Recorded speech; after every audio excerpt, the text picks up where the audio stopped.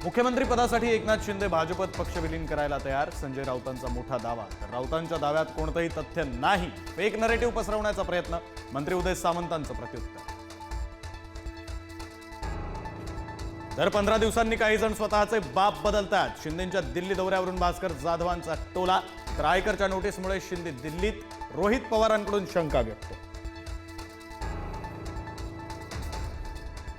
Communist विचारधारा मारून बाळासाहेबांनी शिवसेना वाढवली, प्रसाद लाड यांचं विधान। मारून या शब्दावरून अंबादास दानवेंचा आक्षेप, विरोधकांचा सभात्याग। तर विरोधकांच्या अनुपस्थितीतही जनसुरक्षा विधेयक विधान परिषदेत मंजूर। जनसुरक्षा विधेयकाचं नाव भाजप सुरक्षा असं ठेवा, उद्धव ठाकरेंचा टोला। तर बेकायदा कृत्य याची स्पष्ट व्याख्याच नाही, ठाकरेंचा विधेयकाला विरोध।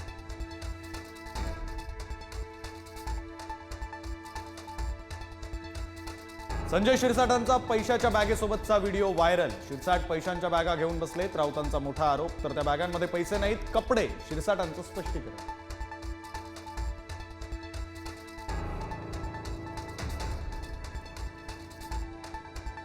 आयटीची नोटीस येऊनही शिरसाट ऐटी, 50 खोक्यांमधले काही पैसे आज दिसले, भ्रष्टनाथ चौकशी करून कारवाई करणार का, आदित्य ठाकरेंचा खोचक सवाल। आमदार संजय गायकवाड यांच्या विरोधात अखेर अदखलपात्र गुन्हा दाखल, आमदार निवासात कॅन्टीनमध्ये मारहाण केल्याच्या व्हिडिओवरून मुंबईतील मरीन ड्राईव्ह पोलीस ठाण्यात गुन्हा। नागपूर हिंसाचार प्रकरणातील मास्टरमाइंड फहीम खानला जामीन, 1 लाखाच्या जात मुचलक्यावर जामीन मंजूर, सोमवारनंतर तुरुंगातून बाहेर येण्याची शक्यता। पंढरपूरचे आमदार अभिजित पाटील यांची बदनामी थांबवण्यासाठी 1 कोटींची खंडणी मागितली, 10 लाख रुपयांची खंडणी स्वीकारताना आरोपी किरण घोडके सीसीटीव्हीत चित्रित। दुधात होणाऱ्या भेसळीवरून पडळकर आक्रमक, विधिमंडळ परिसरात दाखवलं भेसळीचं प्रात्यक्षिक, डेअरी चालक भेसळ करत असल्याचा आरोप। शनी शिंगणापूर देवस्थानातील भ्रष्टाचार प्रकरणी विधानसभेत चर्चा, मुख्यमंत्र्यांनीच वाचला भ्रष्टाचाराचा पाढा, सखोल चौकशी करून कारवाईचं मुख्यमंत्र्यांचं आश्वासन।